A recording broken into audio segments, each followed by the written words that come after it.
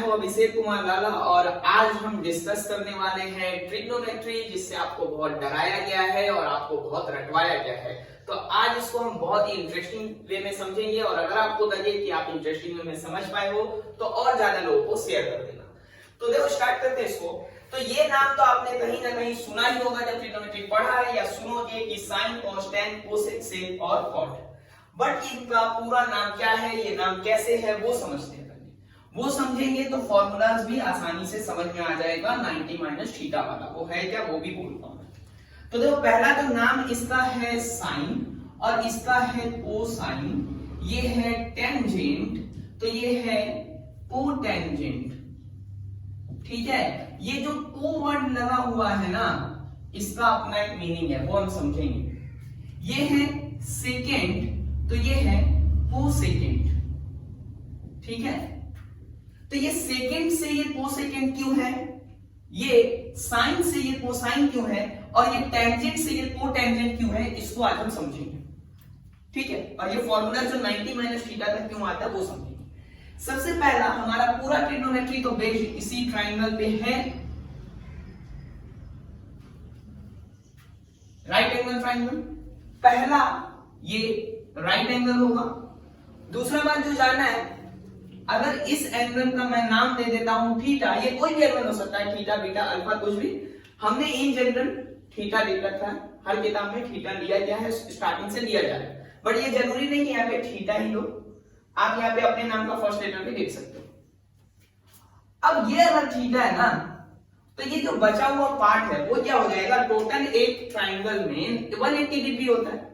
तो यहाँ ये 90 हुआ, ये थीटा है, तो इसको 90 माइनस थीटा होना होगा, 90 डिग्री माइनस थीटा, क्योंकि टोटल तो आपको 180 चाहिए। मतलब एक बात समझ में आ रहा है कि ये अगर थीटा है तो ये कॉम्प्लीमेंट्री ऑफ थीटा है। दो एंगल का समेशन जब होता है 90 डिग्री तो उसको बोलते हैं कॉम्प्लीमेंट्री एंगल, तो ये कॉम्प्लीमेंट्री ऑफ थीटा है। अब देखो साइन के लिए हमने जो ये याद किया हुआ है, साइन कॉस टेन, एकदम सिंपल सा दिमाग में रखना, साइन कॉस टेन, कोसेक, सेक और कॉट का यहां ऐसा लिख लो। ठीक है, पहला तो इसका जो बेसिक रेशियो है वो लिख देता हूं मैं। ठीक है, P by H, B by H, P by B, अब फिर H बाई B, फिर H by B, H by B और फिर B बाई B। अब अगर इसको दिमाग में रखना है तो सीधा ऐसे दिमाग में रख सकते हो, पाकिस्तान भूखा प्यासा, हिंदुस्तान हरा भरा। ठीक है, और फिर उसी को उल्टा कर दो, हिंदुस्तान हरा भरा, पाकिस्तान भूखा प्यासा। ठीक है, तो ऐसा तो दिमाग में रह जाएगा। रेशियो बहुत बार आप लिखोगे उससे भी दिमाग में रह जाएगा। ठीक है, बहुत लोग जिसको ऐसे याद करते हैं कि some people have curly brown hair turning permanent black, अपना अपना तरीका होता है। बट हमारा मेन टॉपिक ऑफ डिस्कशन ये है नहीं आज। आज ये है कि जब हमें बता दिया जाता है कि sine theta is equal to cos 90 minus theta, ये होता क्यों है। Sine theta cos 90 minus theta हमको रटवा दिया गया, पर ये होता क्यों है, ऐसा क्यों है, तो उसको समझते हैं। देखो यहाँ पे नाम लिख दो ए, बी और सी।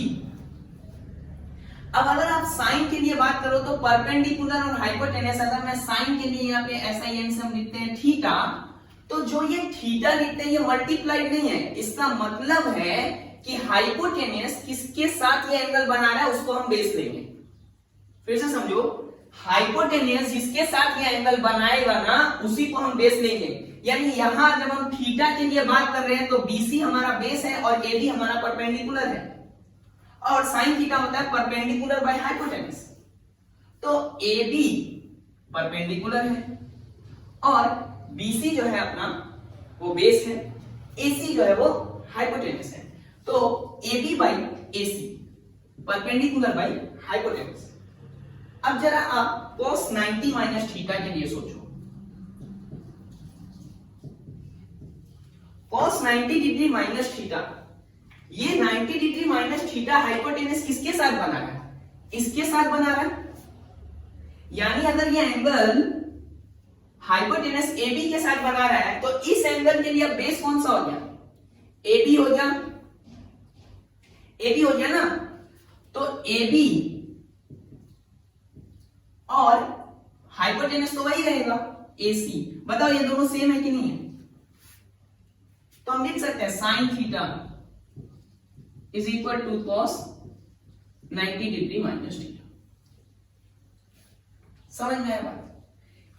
इसका नाम भी इसी तरह से दिया हुआ है। तो क्या है, ये साइन है ना, तो साइन के लिए ये रेशियो जिस एंगल के लिए होगा ना, यही रेशियो जब इसके कॉम्प्लीमेंट्री एंगल के लिए होता है तो उस रेशियो का नाम हम कोसाइन दे देते हैं। समझ में आया बात?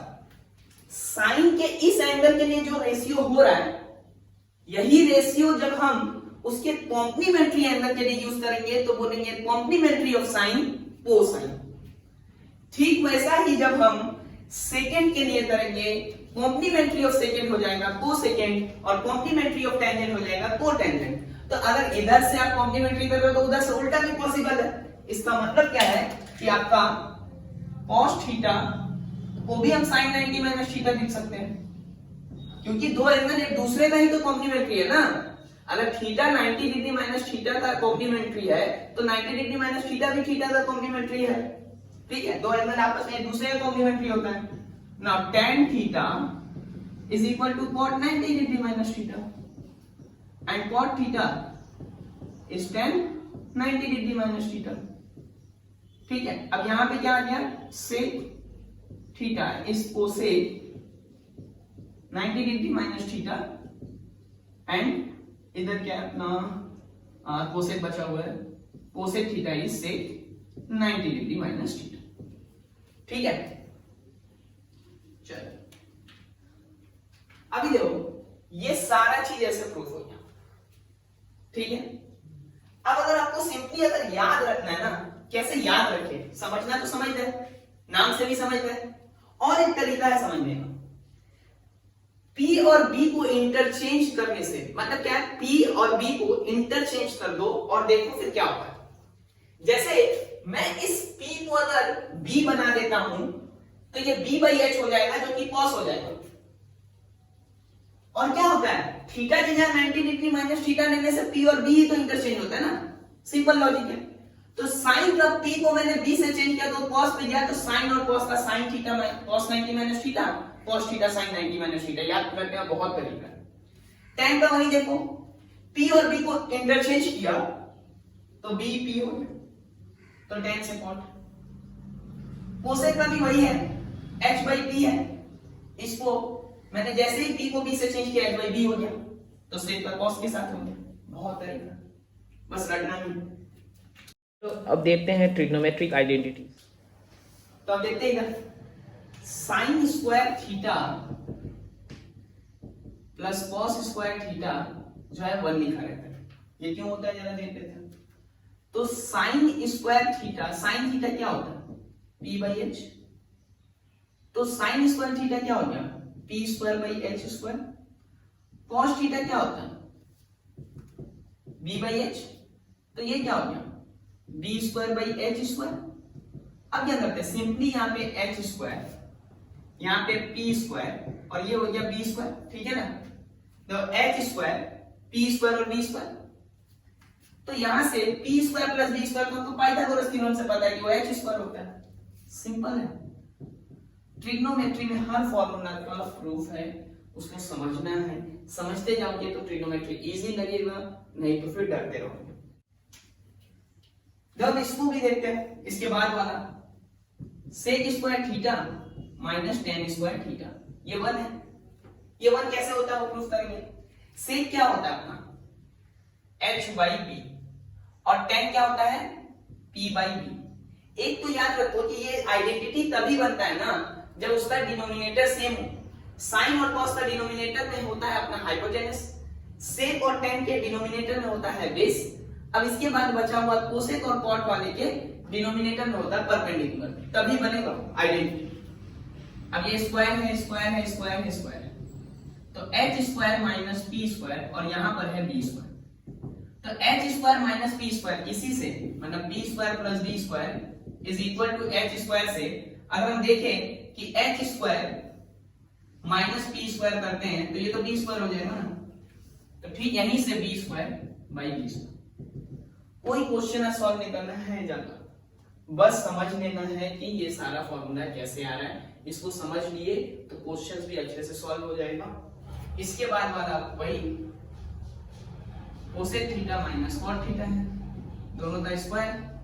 तो कोसेक का हो गया अपना h square by P square और ये हो गया B square by P square. दोनों का फिर वैसे ही हो गए P square H square minus B square. H P square तो डिनोमिनेटर सेम है ना, डिनोमिनेटर सेम है तो एलसीएम वैसे ही रह जाएगा, राइट फ्रैक्शन है। अब यहाँ पे हो गया P square by P square.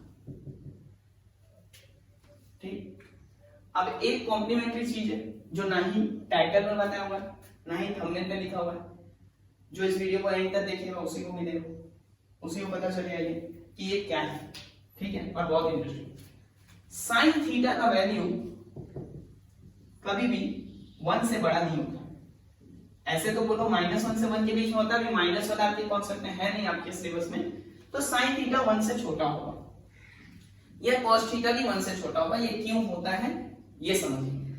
ठीक है, ये आपको बहुत कम जगह देखने को मिलेगा और इसीलिए वीडियो के एंड में रखा हुआ है, जो एंड तक देखा उसको पता चला गया। तो देखो साइन थीटा आप लिखते क्या हो, P बाई एच ना। अब जरा राइट एंगल ट्रायंगल को बनाओ, ये 90 डिग्री सबसे बड़ा एंगल है, तो इसके ऑपोजिट वाला साइड हाइपोटेनस सबसे बड़ा है, तो वो P से डेफिनेटली बड़ा होगा। और अगर डिनोमिनेटर बड़ा है तो फ्रैक्शन कभी 1 से बड़ा हो ही नहीं सकता। अगर डिनोमिनेटर बड़ा है तो फ्रैक्शन को हमेशा 1 से छोटा होना पड़ेगा। इसको हम क्लास 6-7 में पढ़ते थे प्रॉपर फ्रैक्शन के नाम से। ठीक है, ये प्रॉपर फ्रैक्शन होगा और हमेशा लेस देन या इक्वल टू 1 होगा। एक केस आएगा साइन, जब हम 90 डिग्री लेंगे, मतलब वो ट्रायंगल नहीं होता, वो सीधा स्ट्रेट लाइन ही हो जाता है। जब P और H इक्वल होगा तब वो साइन थीटा का वैल्यू 1 हो जाएगा साइन 90 पे। वो वैल्यूज कैसे आए हैं उसका एक बहुत अच्छा ट्रिक है याद रखने का, sine 0 to 90 degree mostly video भी है हमारा। ठीक है, सबसे ज्यादा व्यू उसी पे है, तो उसका लिंक डिस्क्रिप्शन में है, आप उसको भी देख सकते हो। यहाँ हमने बहुत आसान तरीके में सारा फॉर्मूलाज कैसे है उसको समझने का कोशिश किया है। क्वेश्चंस के लिए बहुत सारा वीडियोस बनाया हुआ है ऑलरेडी, एमसीक्यू ट्रिक है ट्रिग्नोमेट्री का, उन सब का लिंक डिस्क्रिप्शन में आप उसे देख सकते हो। और अच्छा लगा हो तो इसे ज्यादा से ज्यादा शेयर कर देना, सब्सक्राइब अगर करने का मन हो तो कर देना। चलो, थैंक यू।